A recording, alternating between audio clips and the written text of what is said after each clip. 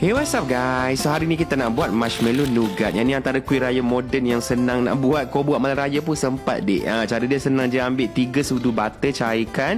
Lepas tu masukkan 500 gram marshmallow. Okay, yang ni wajib guna kuali non-stick sebab tak nak dia melekat. Guna api yang paling kecil.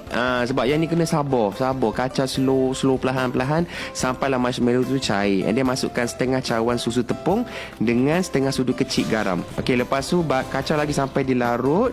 Lepas tu kita masukkan topping yang kita nak lah. Yang ni kita gunakan biskut Mary, kacang kajus, kacang badam, apa lagi kismis. Nak letak lebihan kurma yang ada kat dapur tu pun boleh, tak ada masalah.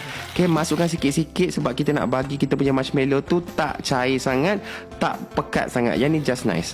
Dia macam almost nak mengeras dah. Lepas tu korang letak dalam tray yang dah ditaburkan sikit dengan susu tepung tadi. Lepas tu letakkan kita punya nougat. Yang ni je part yang kena pakai tenaga sikit.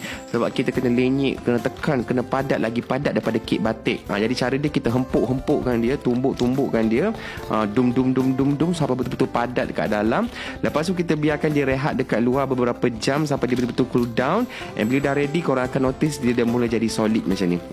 So yang ni boleh buka. Since kita pakai baking paper kan, dia by right tak melekat sangat lah sebenarnya. Cuma kita akan tabur sikit susu tepung dekat bawah and also dekat bahagian atas lepas ni, supaya dia tak melekat sangat bila kita potong. Macam inilah yang kita tabur sikit kat atas ni kan. Lepas tu boleh potong ikutlah nak buat saiz apa, besar ke, kecil ke.